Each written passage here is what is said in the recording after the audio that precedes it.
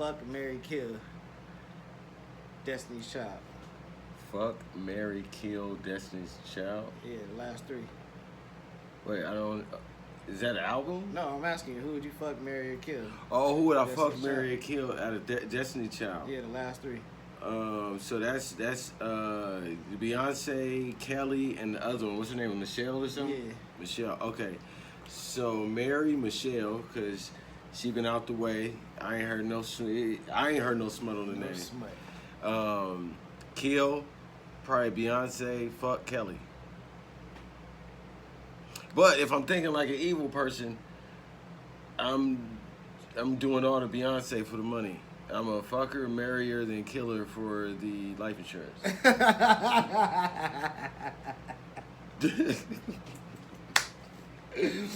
Oh shit. This nigga's ignorant.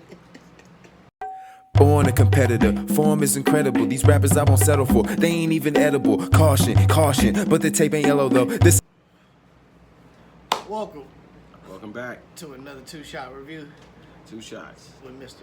Lucky and your boy N.A. We got a banger.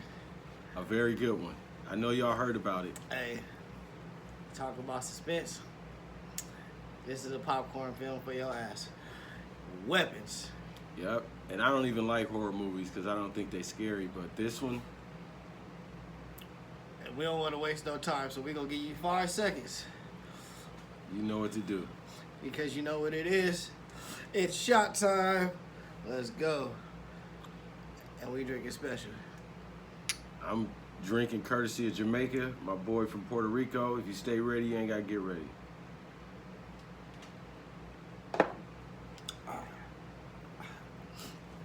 So, Weapons. I thoroughly enjoyed this movie.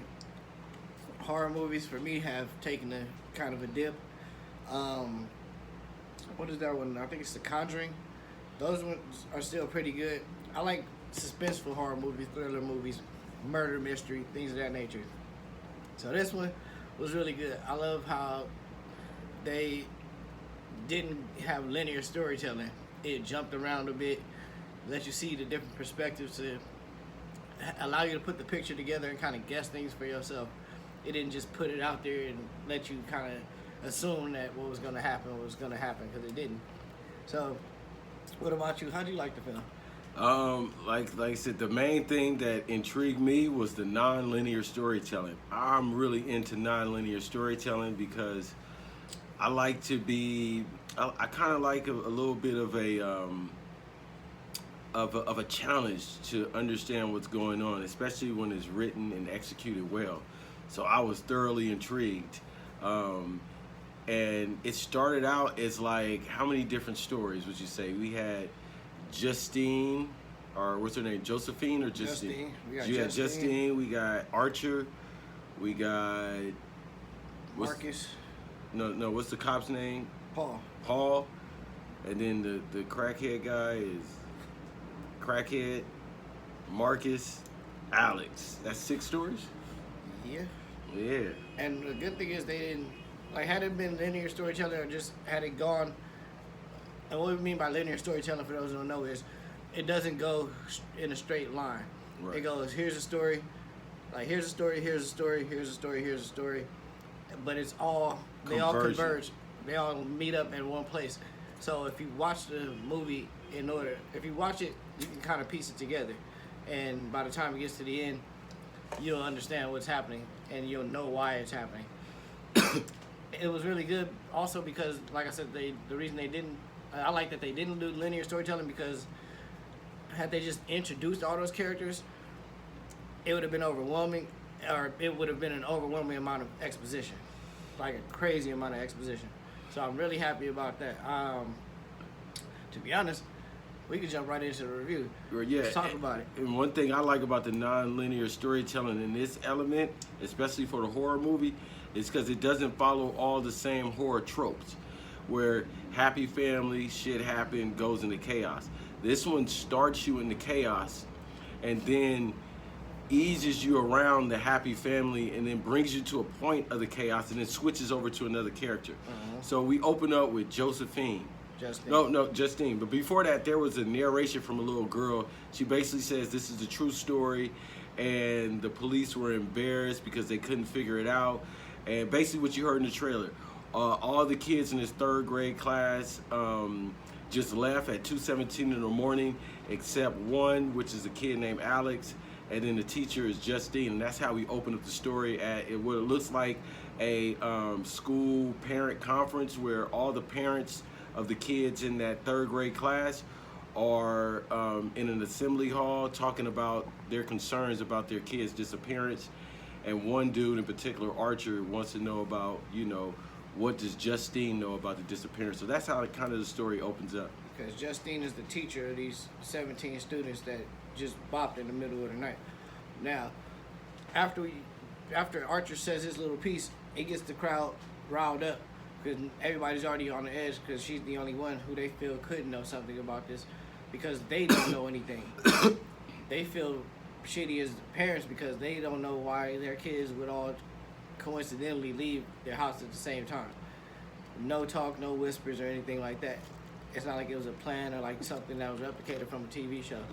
So they're trying to understand it. Everybody's flummoxed. So we cut to Flummoxed. Yeah. Impressive. Appreciate it.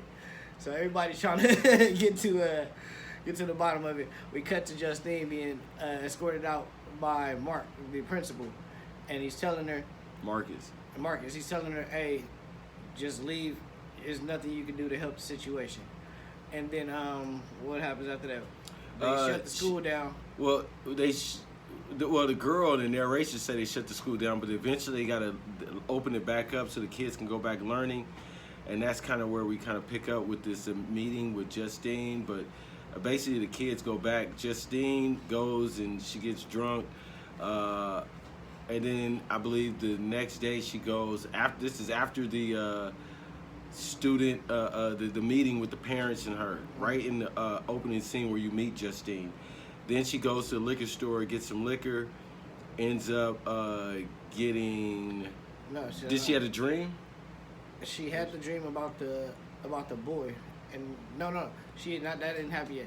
She went, she got drunk, and then she went and because that's when she met the crackhead asking for directions from the liquor store. Yeah, and then that was when she came home. She got drunk, but she had came out her car had the word witch written on it. Oh no! Before that, before that, she was in the house. Well, so when she got from the liquor store, she went in the house, and there's a couple jump scares, like people knocking on the door, like pranking her, But then in the morning, she saw the witch. She went to the school to talk to the principal, Marcus, and he's basically telling her like, "Yo, you can't be around here. People, think you got something to do with the kids, missing, and then you following kids home because." I think she did. She followed Alex home. Yeah, she followed Alex home. Is the name of the little boy that was left. The only one who didn't show up, come up missing. But basically, her character. Like I wouldn't from the start. I started to get annoyed, and I was teeter on the edge of like, okay, she's over carrying it. It's like a carrying the situation. Super Karen. Like think of a white Karen. She's carrying the shit to the 100th degree. But a drunk one at that though. Drunk. Sloppy, invasive drunk. And she meets a police officer at the liquor store. At the bar, and they smash. Which brings us to the next story. Well, basically, they just showed you a bit of Justine's life. That's her name, right? Yeah. Which is what we could tell from that is like she cares about the kids, but she's a drunk. She's lonely. And she has this clingy type of attachment to her to some degree. Yeah, you can sense that. And then we go into Archer. And then we go to Archer. So we get to Archer. Archer's sleeping in his son's bed. He wakes up and his wife is like, "What are you doing?" And he doesn't say a word. He's depressed. He's trying to figure things out. So he's the one who's following Justine because she had been sensing somebody was following her when she was in the liquor store. Well, before that, they showed Archer's life. So when he was in the bed, his wife was like, "I'm going to work," and no interaction. She just leaves. And then they go to him at work, which is he's on a construction site, and he's fucking up. I think he ordered the wrong wood or something. He ordered the wrong thing in the wrong paint. and which is red paint, which he's ordered red paint, was supposed to order green, and he ordered a certain type of door, which he ordered another. Basically, he's flummoxed as well because his son is missing and he can't concentrate on work. He's trying to figure this whole thing out. Yeah. So, which brings us to him outside of the liquor store following Justine. Well, no, he was in the car and he saw Justine getting ready to drive to the liquor store. Yeah, he followed her. He followed her there, and then he parked outside. He was waiting outside the liquor store when she went inside, and then he was waiting outside. Okay. You talking about that night? House. Yeah. Oh, okay, yeah, he yeah. Followed her to her house. Right. He paints the witch on her car. Right. He's with probably the the one red who paint banged on her door. They didn't show that part. They never showed who banged on her door. So, the next day, he gets a dream. He has a dream that night, and it's about his son, and his son is leading him to the house. He's not. Because he's like a architect or construction worker, yeah, pretty something much. like that. And then he tried to go to another lady's house, which, because he wanted to look at her Ring camera, she turned him down, which brings him to another guy who let him look at it. He traces the two lines to a point, and convergence. Yeah, and he's like investigating what's going on.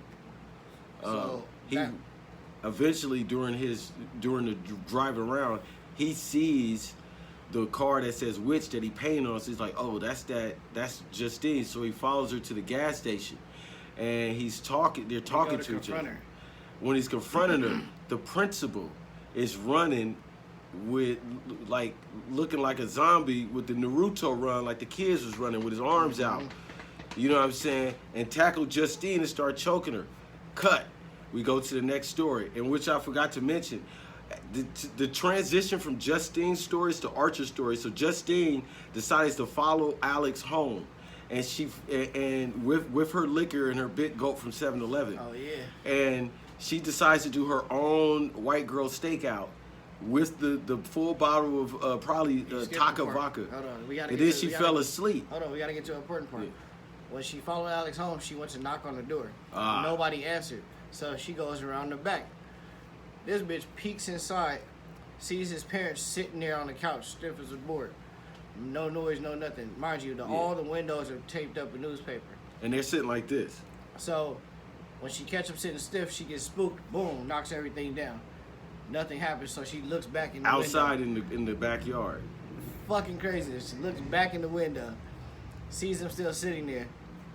So she decides to go stake out. She fills up a big gulp with some wine and sits in front of his house and falls asleep. It looked like she had, that could have been Boone's Farm or Taka vodka. It looked like that's what she had, but she poured it in the big gulp. She goes in there, she falls asleep. She falls asleep with her door unlocked, which allows somebody to come into the car and cut her hair. Now, the way they filmed it, it was pretty creepy to me. Intense. Yeah, it was intense. And then her door was unlocked, so typical non-black behavior, I should say, if I can say the least. But that was the transition from Justine's story to Archer's story. Archer's transition was getting tackled by Marcus. So then we transition over to Paul. So, Paul's a cop. He's talking to his chief. He's about to start his shift. The chief was like, hey, what's up? He's like, oh, nothing. You know what I mean? Just trying to shoot the shit with him, but the chief is kind of dismissive. He lets him go. Paul's driving down the street. He sees somebody breaking into a building.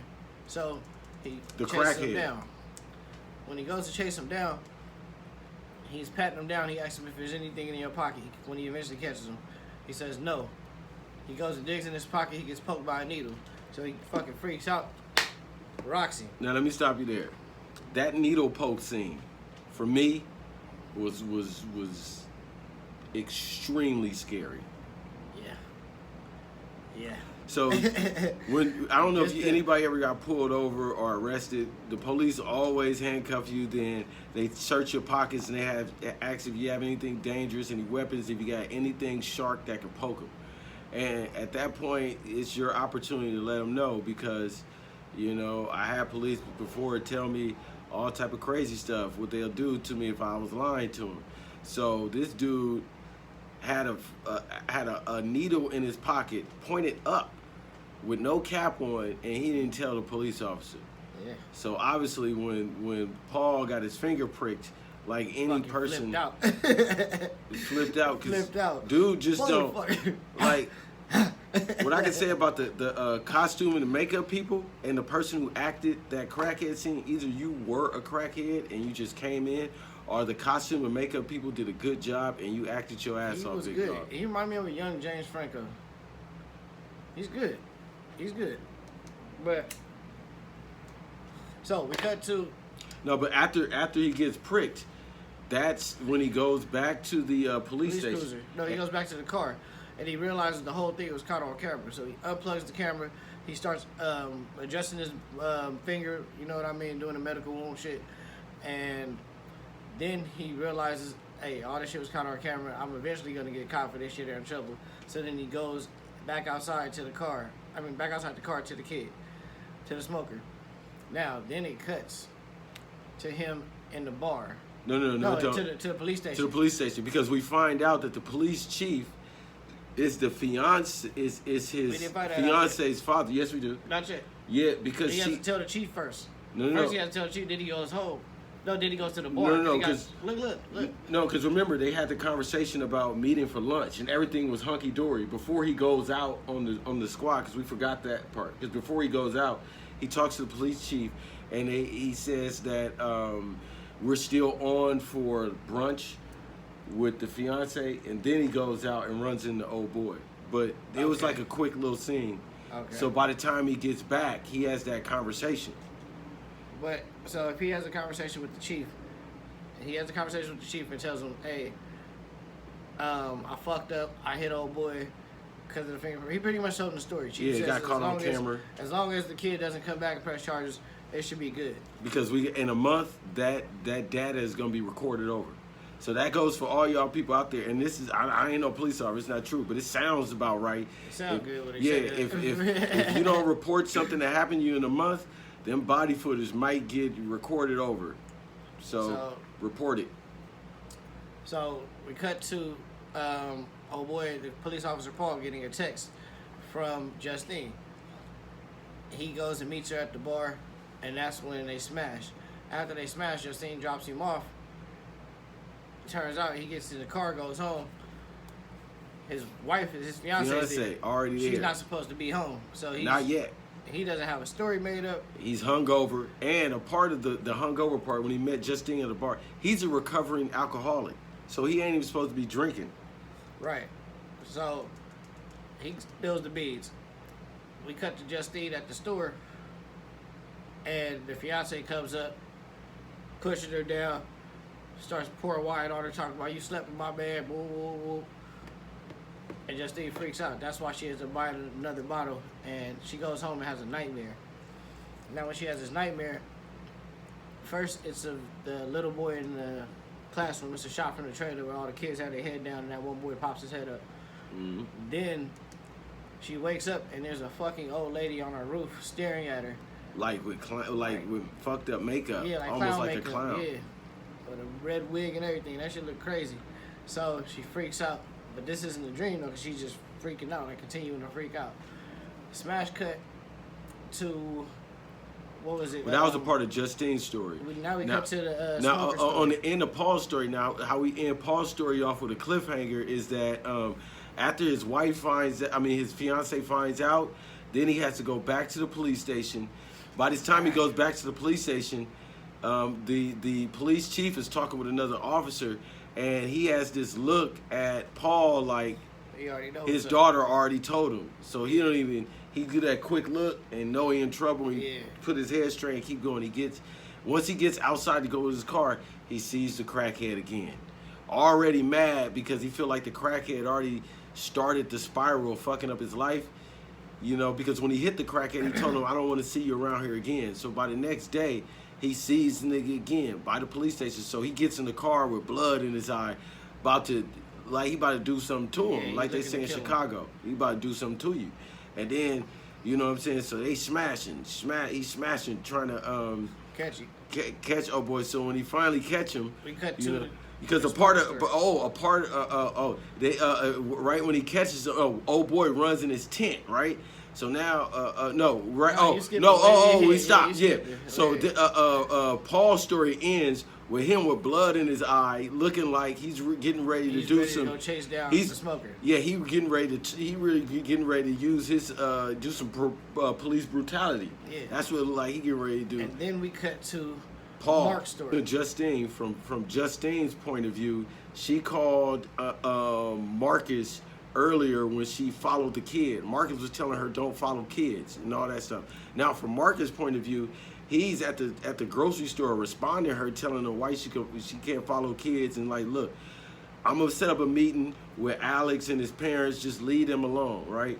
So then we get to his house, and now this old lady shows up. No. All right, go ahead. So, next day he's at school because he's trying to set up a meeting with Alex's parents. Alex's grandma comes in. Auntie. She comes in. This is the old redhead lady from the commercials. So she comes in. She says, hey, his parents are sick right now. Let me know what you need to do. You don't need to contact the authorities or nothing like that. He says, okay, well, this is weird. All these kids are gone. He's the only one who's not. But he keeps coming to school. We kind of need to talk to his parents to see what's going on because they didn't attend none of the meetings. It's kind of awkward. And so he says we're gonna call CPS if the kids' parents don't come and talk to him. So she says, all right, just come by the house. He was like, nah, it's not really protocol. Have them come in, or I'll have to call CPS. So she's like, all right, I got you, no problem. So she takes off. Now, after she takes off, when she takes off, she grabs some of his stuff. Like you can see she's eyeing something that he has. Let's just say that. We're not even going to get that far. She's eyeing something that he has. So she gets to the house. He gets to the house and he's having dinner with his boyfriend. Then she pops up. Like the next day, she pops up at his house talking about her car broke down. She had to walk all the way across town to get there. Can she at least get some... until she dips it in a bowl of water, right. Or attack yourself. So after she does that, he goes and runs to find Justine. But I honestly think, because I was paying attention right here, the crackhead story comes next because the way they did it is they don't show you her until right before it ends. Yeah. That's why the crackhead story, you don't never see her. Nah. Yeah. No, they do show her because they show her in the dreams. They don't show her in the crackhead story. Yeah, I know. Yeah, so his no, they do. Remember when he's into the house. Yeah, but that's what I'm saying. They don't really show you her. But we'll get there. Her capabilities. But like, okay, it's now, not linear. So anyway. yeah, so the crackhead story. So the crackhead story. How does it start? So with Marcus, him. Marcus' story ends with him running, attacking Justine, and so he's choking Justine. He gets first, off. like once they show once she breaks the twig, they show him running out the house, down the street, down the city. People are looking at him, and he's doing the Naruto run Head all bleeding, the way, head bleeding with black goo. Got black goo, eyes all zombied out because his head's been busted open from him headbutting his boyfriend to death. All running. So he gets to Justine. He's attacking her. Archer knocks him off and pushes him through a glass, but he still keeps getting up, keep going. They get Justine in the car. She drives off. Archer's looking, and so this lady freaking out. Archer's like, what the fuck just happened? Justine is traumatized. They go to the hospital. They chit-chat. No, but after... Cut to the... after the death with the lady screaming before the hospital, because they pick up... Well, no, and they maybe go to the hospital. Finish that. Yeah, they go to the hospital. They chit-chat for a bit, and he kind of like, I wasn't trying to press you earlier. I just wanted to know what happened to my son, blah, blah, blah. Real regular movie chit-chat. And then they cut to the smoker story. The smoker story picks up with him... in the tent. So I got this. He's in the tent, and he's got his pookie, and he's trying to scrape shit out the pookie, and he's scrambling. So then it goes from him scrambling, trying to smoke shit out the pookie, to talking to somebody on the phone about a potential job while he's checking car doors. He finally finds a car door with something in it, little kid's tablet and some headphones, and he's talking to somebody trying to borrow money. He goes to pawn it, can't get no money because the pawn shop ain't trying to take no stolen little kid stuff. So he tries another. Shout out to the pawn shop owner. Yeah. There's some real scumbags out there that'll take that shit. Then he tries a whole nother lick. So his next lick was to go break in a house. He stumbles upon Alex's house. And this is when he goes to break into Alex's house. He goes through. He's making all type of noise. He even falls in front of Alex's parents, the same one Justine looked at through the window, and they still like sitting there zombified. Yeah, zombied out. Yeah. And he go up to him like, "You good? You cool? Whatever." He hears something upstairs, so he's like, "What the fuck is going on?" So he goes to steal all the silverware. He's grabbing all the silverware. Fucking, I'm just gonna get what I can get. I wonder what they got in the basement. He go down there. He see all these kids. He's like, "What the fuck is this?" So he tries to get out of there. That's when he gets spooked by the old lady. She pops up kind of random, but it wasn't even like she was really there. It was like a silhouette, like almost like a shadowy type of figure. So she pops up. Because the house is dark. Yeah, because it's covered up with newspaper. Scares the shit out of him. He bops. Gets on the road. Goes back to the pawn shop. While he gets to the pawn shop, he's popping. Then he sees the flyer that says 50,000 reward if you got any information about missing kids. So he put two and two together. He calls, but the police is like, "We don't really trust that your information is valid. Just go to the police station." He really don't want to do that, but he like, "Hey, I need their 50 man," so he goes to the police station. As he's approaching, the cop sees him. Oh shit! Paul scramble. Paul sees him. He starts running. Paul chases him down again. And he makes it through the woods, gets back to his tent. While he's going through the woods, he sees the old lady waving. So he freaks out and starts running. And he goes in his tent and zips it down. Now, as the tent is unzipping, this nigga grabs 3 motherfucking syringes. 3 motherfucking probably AIDS or hepatitis infected syringes. And then when Paul, the police officer, goes to open it, he stabs Paul in the cheek with 3 syringes. Well, I would have did the same shit because he thought it was that old spooky clown bitch sitting there in the woods. Like, who the fuck is she and how are you here near my tent? So, and he thought he got away from the cop. He was actually moving. Like, it looks like he got away from him. I would have thought I got away. He felt like it, yeah. Yeah. So, cut to him telling him, "Hey, I can, Paul's gonna kill him at this point. He got a shotgun cocked. He's ready to go." He says, "Hey, I know where all the kids are. Check this out. I'll show you. Just, you know what I mean, make sure you don't steal my 50 mans." So they get to the spot. Paul knocks on the door and goes inside. Now, it's daytime when Paul goes in. And then the dude, the crackhead, is in the car. And we see it fade to night. And he's back there like, "Come on, let me out." And then Paul finally comes out with the blood in his eyes and drags crackhead into the house. And this is at nighttime, so Paul been in there all day. And then we cut to Alex's story. So Alex's story picks up. Alex is the kid. The only kid that did not go missing out of these 17 other 3rd graders. Alex's story picks up with him. I was at a house. He's at the house. Everything's going cool. No, he's driving to school with his dad, and his dad is talking about how the aunt is coming to live with him. And he's like, "Why?" And they was at the house because the mom was telling him, "Hey, you got to clean up your room." He's like, "She's not going to my room, is she?" Right. And he was like, "She's like, look, it's my house. I want the shit clean." Y'all parents ever used to do that? Somebody's coming over, your mom be like, "Hey, clean your room." It's like, it's your company. They're not going to my room. Why the fuck I got to clean it up? I want a clean house. That part. But it has nothing to do with my room. Close the door. Ain't nobody gonna see the shit. You know what I'm saying? I'm a parent. It's not if like I'm your company gonna be looking I'm around. a parent. If I'm in here cleaning, you gonna be cleaning too. You're not gonna be laid up, not doing nothing while I'm cleaning. No, I don't need your help to clean up my stuff with my company. Just go clean your stuff up while I'm cleaning. That's terrible. We know y'all should be in there junky, man. Just go clean it up. That's terrible. Geniuses are junky. You never know where my placement is set. But anyway, off topic. I don't have kids, but I don't think I can do that. When that genius turns into money, you can be as junky as you want. But while you just talking about it, then you got to clean up. But anyway, back to the thing. So we pick up with Alex, right? And he's doing all that with his parents. He gets to school. He's getting bullied. Kids are picking on him, 2 in particular. And he gets out of school, and his parents aren't there to pick him up. So he walks to the crib. He gets inside like, "Hey, where was y'all at?"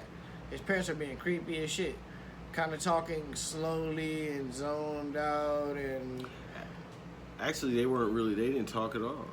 Yeah, he was like, "Oh yeah, sorry, we forgot. How was your day at school?" Oh yeah, they did say that. And then so the auntie's sitting there like, "Hey, no, that's when she pops out like Alex, and he's looking at her crazy, and then she's trying to tell him something, but he ain't paying attention. So the first thing she do is try to grab his hand. He snatch it back. She's still yapping. He grab a cup of water, throw it in his dad's face. Dad don't do nothing. Dad slowly wipe it off. And then she fed up. So she like, all right, I can't play games with this little kid. So then she started getting mean. She's like telling him to go upstairs. When he comes back down, she got the dinner table. No, it's the next morning. Because that night she was like, go to bed, you don't get dinner since you won't be acting up. So she sent him to bed hungry. He go to bed, but he's still wondering, like, what the fuck is going on up here? Like, this shit creepy. So he go down the next morning. She tells him sit down at the table. He does. He's starting to be more compliant. And so she shows him, her magic and how she can make his parents do whatever she wanted them to do. Right. So she shows him the magic, and she gets the parents to stab themselves with a fork. Yeah. Alex is trying to stop it. Repeatedly. She can't. And she said, I can make them do anything. I can make them meet each other. And she basically want Alex to be obedient, told him to go to school. Go to school and don't say nothing. Just keep everything neutral. Pretend like ain't nothing happened.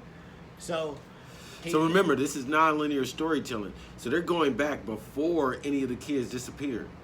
So she tells him, go to school. He goes to school, everything cool. But he's being kind of weird, being kind of cagey. He gets home. He's having to feed his parents. She tells him to feed his parents because they're like they need their substance. So she makes him get soup. So he has to go to the store, buy hella cans of soup, and keep feeding his parents every day. One day he comes home. Auntie is sick. She looking fucked up, old, decrepit. She's crawling on the floor, tripping. And he's like, he's still a kid, so he's all being kind and shit. Like, you need some water. You need to go to the hospital. What do you need to help you? And this bitch say, oh, water's not going to help me. I thought your parents was going to help me. But they can't. And he was like, what can I do to help you? And she was like, get me something special from everybody in your class.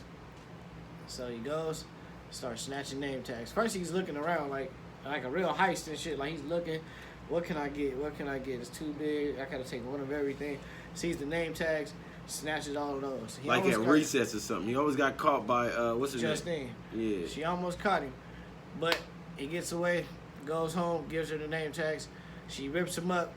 At this point, I had to go to the bathroom, so I don't remember exactly what happened next. So basically, she rips him up, does her magic. We see the clock go to 2:17, and we know the rest. The kids are running out of the house. Okay. And then when that happens, I think we pick up at the converging stories. So now this is where I think we left out Justine. And so Archer go to so at the end of was it Archer's story, or was it Marcus' story? Archer's, at the end of one of their stories, they go to the she tells him they driving together, and she tells him, he shows her the converging lines. She's like, that's Alex's house. So they go over there.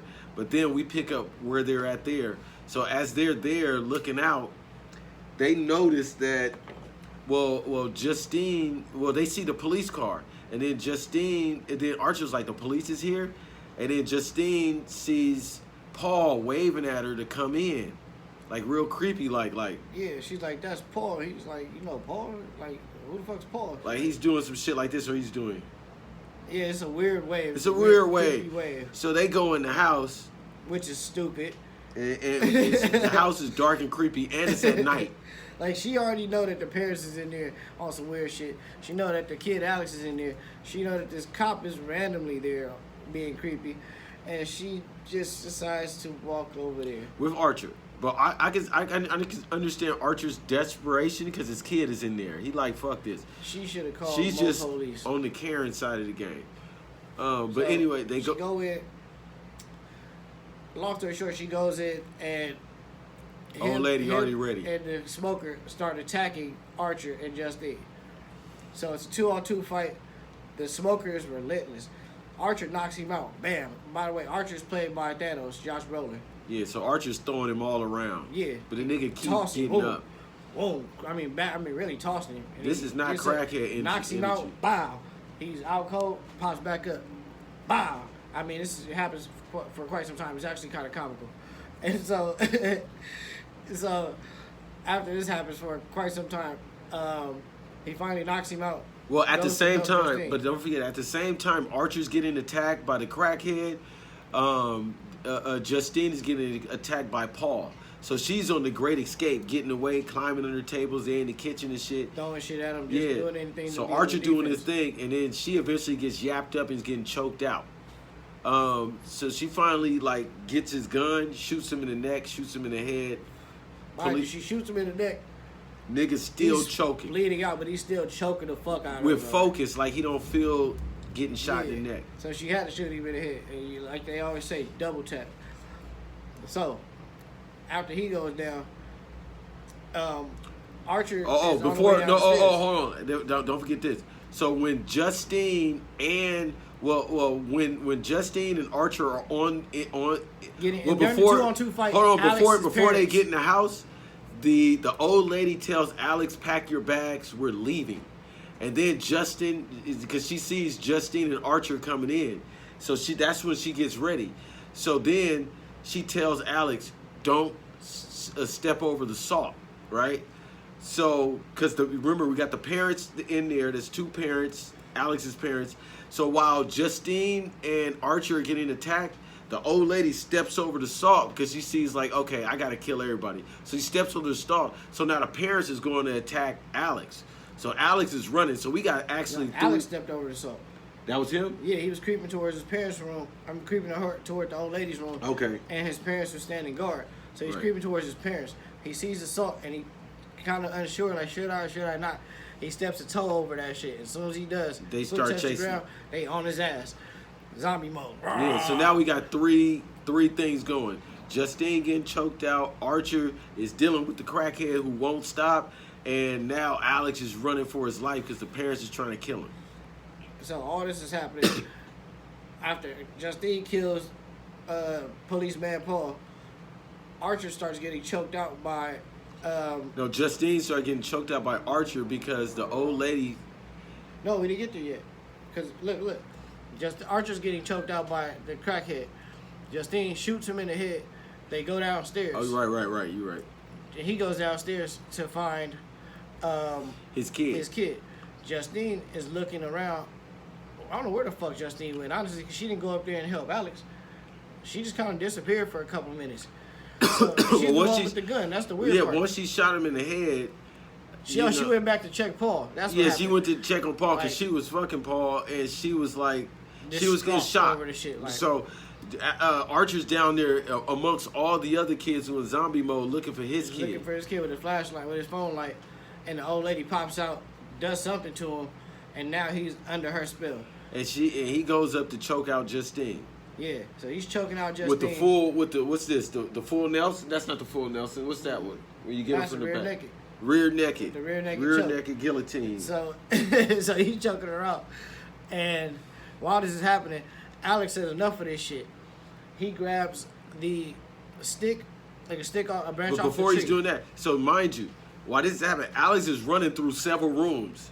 So it's not just one room. I think the parents chased Alex through at least 4 rooms. Yeah, they had a weird maze-like setup where all the doors were connected. So finally he gets to the bathroom where he got no other way. And the old lady showed him how to do the magic, so he does it, and he breaks the stick. Takes a piece of the old lady wig. Like, he runs through the house. When he's running through the house, he's smart. He grabbed a piece of the stick off the tree and grabbed a piece of the old lady hair, because you need a piece of somebody's hair in order to make the magic happen. And this magic little tree she keep in her room. So he go into the bathroom, get his little bowl of water, and... Well, he used the toilet bowl. Yeah, he did. Yeah. But he, boom, pricked his finger, do the magic. And... bam, the old lady fucking freaks out. She hears the snap. She hears the snap, and she already know. When them kids, and this is... Look, it must have been one of the motherfucking Wayans brothers or something in that tracksuit. This old lady was moving. I mean, hauling ass, hitting corners left and right. She ran through like 4 different houses. And when I say these kids were doing the same shit... You know, I can't say she was moving fast. She was moving smart. She was moving fast. She was moving smart because she was putting a lot of obstacles in the kid's way as if she knew exactly how to buy her enough time to figure something out. Which she did. Every time she went through one, and they like, what the fuck? And then next thing you know, they see a gang of kids, 17 of them, bust through the house. Boom! On her tough. Yeah. She wood, luckily through go through the back door, close the door, bam. So now the kids got to bust through windows and break down doors. They in full zombie mode, rage mode, with full kid sprint. You know what I'm saying? And they chased her through the neighborhood. And one of them little girls was fast. One of them star. was on her. She had like this much ass. distance from the kids. Like she was going. Oh, hey, that last scene, they So look, it is like this. The kids end up catching her, and they maul her with their bare hands. I mean, rip her apart. And when I say rip literally her apart, mouth, eyes, I mean anything that can be ripped. They ripped her legs off. They ripped her open and apart, shredded her shit, and then they just stood there, right, just dead. So once the lady fully died, Everybody snapped well, out. the spell stopped because I think the ladies had mental control over the spell. So once she died, the spell stopped. And the longer you were under it, the less control over yourself. The less control over yourself you had, pretty much. That's what we can assume because they don't really that is talk about that in the particular movie. But that's what we can assume. Yeah. 5, 4, 3, 2, 1. Mama, you know you're gonna be in the camera if you sit right there. You can sit right there on the side. Just sit in that seat. No, you're good. All right. So 5, 4, 3, and fingers for 2, 1. So, yeah. After they finish shredding her apart, and they're standing there, it's creepy as hell. But we cut to everybody's basically unsnapping from the spell, and Justine goes upstairs. She sees Alex hugging his parents. Archer goes down. He's following through the debris of broken glass and houses to find his kids and pretty much trying to find out what happened because, again, he was under her spell too. He finds his kid standing out there outside of everybody. He picks him up, takes him home. Yeah, he calls his kid's name, which is Matthew, and Matthew turns his head. And one thing I just realized right now is when Alex was getting bullied in class, there was one scene where a kid named Matthew threw a pencil at Alex's head. Who kept bullying him. So the main kid that bullied Matthew was Archer's son. I just realized that right now. That's crazy. Because when he went out, he was like Matthew, and Matthew turned his head. I didn't even put that together. Hey, so this is what I like about the movie. The movie builds up the suspense. So the first beat, you're confused. The second beat, you kind of get a little bit more. And as each person's story goes on, you kind of understand more of the story until we get to the finale. And when I say the finale did not disappoint, the finale did not disappoint. I watched it the first time in 1080p, everything great.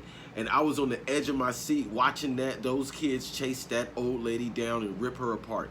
Secondly, I watched it the second time, a bootleg version with distractions, people talking and carrying on through in the movie. And I was still on the edge of my seat during that last finale. And it was good. I was fucking excited through the whole movie. I was intrigued. There was a lot of cool shit that happened. Great jump scares. Overall, it's a great movie to watch. It's really fun. I definitely recommend it. Completely, absolutely giving it a shot. Right. And let me tell you, let me give you real quick the main reasons why I like the movie, me not being a scary movie fan, to all my people out there that don't necessarily like scary movies. The main reason why I like it is because they told it in an unorthodox way. It's not like, what's that movie, The Conjuring, where happy family in the beginning, oh la-di-da-di-da, you know, but they still gave you that elements of the happy family sprinkled into the chaos of this story. Yeah. But how they took they introduce each character by their name. Like the screen goes black and you get like a text with their name, and then each name of each person, the story, like the story unfolds more and more, and the horror or the shock goes up more and more. And I like that. And then I love the fact that it did not hit on no happy ending. So when they tore the old lady apart, it wasn't like the kid snapped out and was like, "Father, where am I?" It was none of that. shit was still fucked up. Yeah. Because it's trauma. It's nobody traumatic. knows. Like, nobody knows what just happened. But the people who houses got broke. And even look, people who houses got ran through, they're still so confused as to seeing kids bust through their house. They don't even take into account these are the kids that just went missing. So nobody else follows through. They're looking at their house like, what the shit just happened and who was that screaming? And seeing this bloody lady outside on somebody's lawn. Not to mention the front yard of the people who saw these kids rip this old lady to pieces with their bare hands. Right. Like, just imagine that. But just the shock value of that whole ending. Like, there's very few people who witnessed it and know the story. So I'm curious as to who was narrating it. Right, and that's what I was going to say. So even, I watched it too, but not by him. Some of the kids were able to speak after a few years, but people still don't know what happened. Like, that really didn't even register because I'm still trying to absorb what I just saw with these little kids. So I really like the way that ended. As to who is narrating. That's the only thing that bothered me was who the fuck narrates. Because if she was one of them kids, then she would have said, us, we, things of that nature. Let's just say this. I know where you're going with that. And this is me just assuming. Let's just say one of those kids had an older brother or sister that was maybe in the 5th or 6th grade, or maybe a younger sister who was in kindergarten, who didn't get affected, somebody and who tell the story or one of the kids from the class. I mean, from the school, because it's not like there was one class in that school. Yeah. So, but I could have did without the little girl's narration, but the little girl's narration made me understand the stupidity of all the adults involved and how this went above their grasp, because she started out saying that nobody could figure it out, and the police was so embarrassed they don't want to talk about it. But the teacher and the smoker, and you know, it's weird. It's like 5 different people. It's interacting stories. Well, you got the helping hand. You got Justine, Archer, Marcus, Paul, and the smoker. Marcus, Alex, the old lady, which is 7. That's why I assumed 7 days. But basically, when we rewatched it, she got there in about this shit could took place between 4 to 7 days. Yeah. So she caused havoc on this whole town within 4 to 7 days, and she was a witch, or she practiced voodoo or something. Yeah, she had weird magic. Like weird magic. I didn't really get it. But I got it. It was like blood magic, which is the other thing, the other implication. Alex doing the magic at the end, because the old lady needed the kids. This is one thing we didn't touch on, in case you didn't pick it up. The old lady needed the kids to sap their life energy. She was gonna sap all their energy. That's how she restored her youth. She was using the parents in order to get her youth back, but I guess her parents were too old. So then that's why she needed Alex to get all the stuff for the kids. So that's why she took that whole classroom full of kids. Oh, that's a good one. That's your theory on it? That's my understanding of it. I could be wrong. But my theory is, if that's the case, he just snapped the thing and did the blood magic. So he's going to now need to supplement his life force once he starts to get older. Right. No, we kind of on the same lines. My theory is this. Well, the life force. No, we're talking... the magic. No, we're the same thing. We're talking about the same thing. And I just think... I think you're right on the life force, because she's zapping life force, and I don't think it's to get younger. I just think it's just to stay alive. And she has these twigs that she snapped, and she has this weird bonsai-looking tree that almost look fake, almost look real, that she keeps in her room, and she uses with hair. So she's some type of witch, or she does some type of magic. That tree do look kind of CGI. It basically, she's like a parasite, because the movie keeps talking about parasites. The lesson Justine was teaching her kids in the class was about parasites. When we got to Marcus' house, he was watching this thing about parasites. She's basically like a parasite that just goes through, and I don't think she's even related to these people. I just think I think she uses a form of elemental magic, like certain sacred trees or so you don't things think that she like was that. actually their auntie? No. I just think she just goes around, she just picked a target. I don't know. I think now I like the theory of her being the auntie, because that makes more sense of him being able to use the magic, because now it runs in the blood in the family. And then but another thing, with this dude. His name is oh yeah, Mr. Director. Yeah, we gotta give props to the director, Zach Kreger. Master Zach Kreger. So the Craigs. if anybody's ever watched the movie Barbarian, that's the one he did. Zach Kreger wrote and directed this movie. So this is his brainchild. Thumbs up to Zach Same thing to Kreger. Barbarian. Round of applause, So, good sir. Now, what I can say about Barbarian and this, in terms of his style, if he tells a linear story, he's gonna break it up in 3 different. Like Barbarian, he broke it up in like 3 different parts. This one, he told Like different 5. perspectives. So I like Zach Kreger's style of making horror, and I would be very interested in anything else that he does. Now, I looked at a lot of the other stuff he did in the IMDb. I wasn't familiar. I was familiar with Barbarian. So if you like Barbarian, which I did watch right after Weapons, or if you like Weapons, watch either or. I think Weapons is Barbarians, but Zach Kreger really on the verge of mastering his craft. So yeah, writing and directing. Weapons gave you Barbarians kind of gave you a taste of what he can do. Weapons took that up to the next level for me. This movie was good. It had good character development. The acting was really good. Wong, Thanos, they did their shit. Alex, he was a good actor, good child actor. It's really hard to find good child actors, but yeah. If you could find anything wrong with the movie, what would you say? The stupidity of Justine. I would just chalk it up to just movie stupidity, but she was dumb. She was dumb. Well, you? If I had to find something wrong with the movie, just to comment off the Justine thing, I was bothered with Justine after watching it the first time.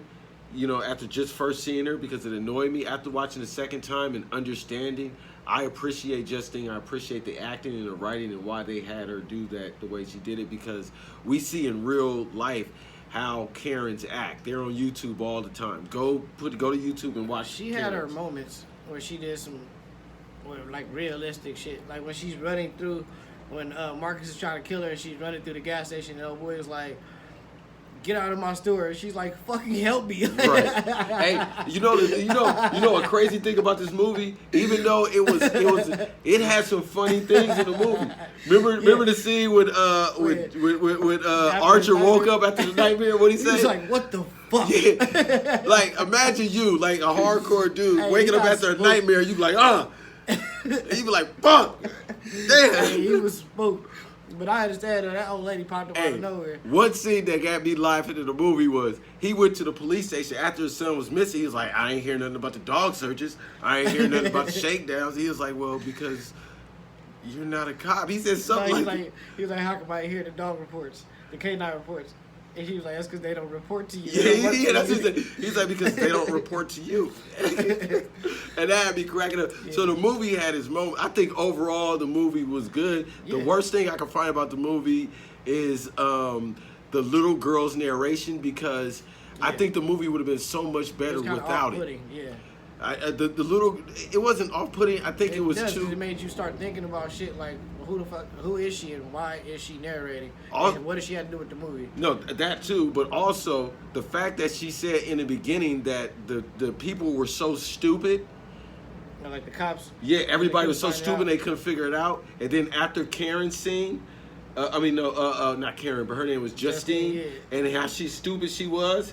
That brought me back to. So I think it was too divisive in leading. How she's so dumb. Yeah, it was divisive in leading. Dumb decisions. So if they took that out and let us just be like, "Oh, she's dumb," no, because then we would have been like, "Oh, she's dumb." Like then you start really thinking like, "Oh, this is ridiculous." But that's just for me. I'd rather gather that on my own than you to lead me there. Yeah. Okay. That's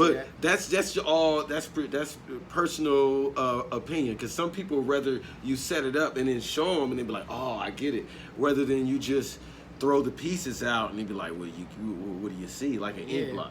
Yeah. But overall, the movie was great. The movie is good. I watched it 2 times, and I was just as intrigued The second time with the first time. With distractions. The second time had multiple distractions. So, you know what time it is? Shot time. We'll give you 5 seconds to grab your glass, go touch some grass. And 3. Y'all should already 2, be ready. Let's go.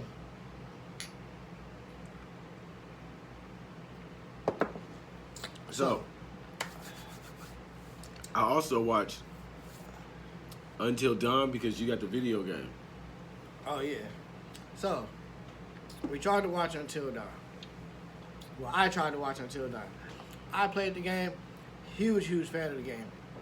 One of the best games I've ever played. For those who don't know, epic storytelling. kind of explain how the game goes in a nutshell. Okay, so the game is character-based, choice-based, but it's acted by real actors. Very good acting. Like Hayden Panettiere, the cheerleader from Heroes. Mr. Robot. If you've seen those, she's in it. She stars in the thing. What's the one kid that looks like Rami Malek? Is that Rami Malek?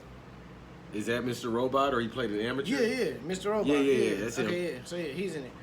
He's one of the other main characters. So, Until Dawn. it's choice-based.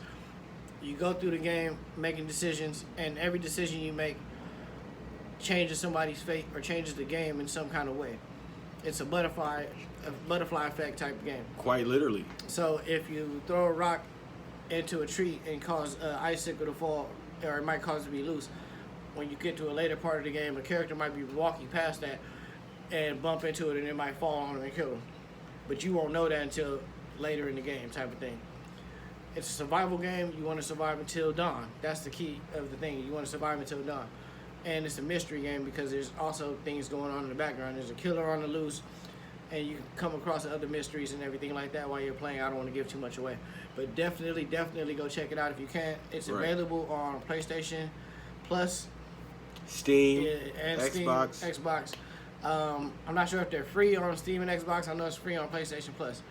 Well, if you got a PC, you can log into your PlayStation account and then play Boom, it through victory is yours. that. So, like I said, huge fan of the game. I played it about 3 times because there's multiple endings and multiple ways that you can end the game. Like, some characters survive, some don't. And certain ones do survive, and it changes the ending of the game. There's different ways to survive and end the game, things of that nature, and uncovering the mysteries inside of it. Huge fan, like I said, of the lure. So, in watching the movie, I went into it with high hopes. Let me get into that. You know what I'm saying? So I didn't see. I know way back when the game came out, I watched a trailer because I like watching game trailers, but I forgot all about it.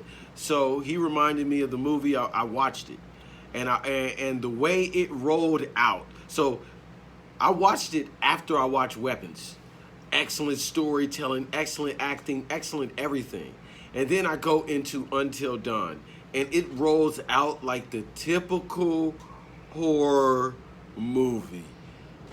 But this one starts out with this girl in the hole. Some monster's chasing her. She climbs out of the hole. I'm only gonna give y'all the first 5 minutes to see if you want to watch this. She climbs out of the hole. So a monster's chasing you in the hole.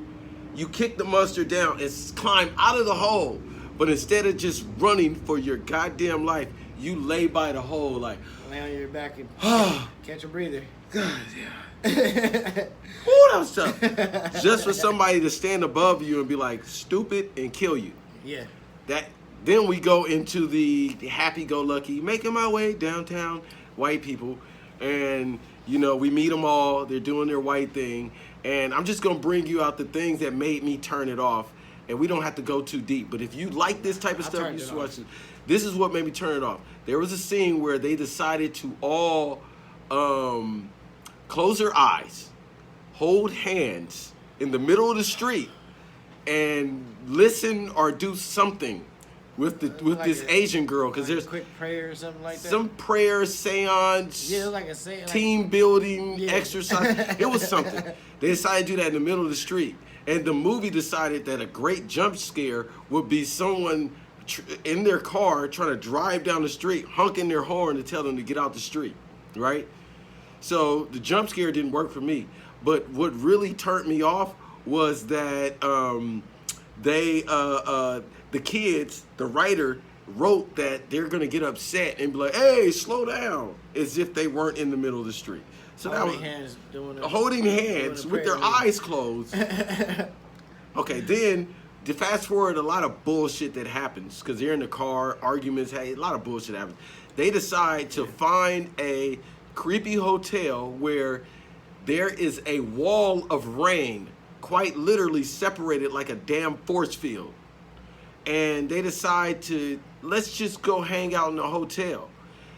And then the acting is crazy. A lot of dumb decisions and bad acting. I'll just say that. It gets no shots. And this is why we're doing. But it does have a lot of killing deaths. But basically, the game is nothing like the movie. So basically, the main point of the movie is don't go into the movie expecting the same kind of action, story, or acting. The little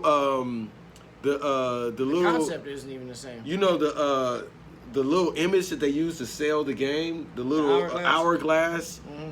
That they literally use that in the movie as the crux of everything. Yeah, it's like a time is running out type of thing.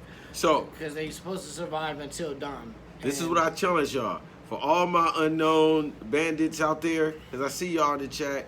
For all my boys with Ryan, who you call your team? I got the unknown gang. The people we crawl up on the rocks. Nobody know who we are. Oh. Let him think about it. Yeah. But for all y'all out there, I want y'all to come to the comments. Tell me what y'all like about the movie, and if I should or if he should watch it, because I watched it and I couldn't. I cut it off. I'm not watching. It couldn't get me to pay attention. Nah. I had to do something else. But tell me how much you like the game, though. The game was dope. Yeah. The game was dope. I played the game. He brought his PlayStation over just for me to play it. I played it. I thoroughly enjoyed it. So, this has been another 2-shot review. Once again, we got your boy Lucky. And your boy N.A. Drink responsibly. Deuces. Yep. Born a competitor, form is incredible. These rappers I won't settle for, they ain't even edible. Caution, caution, but the tape ain't yellow though. This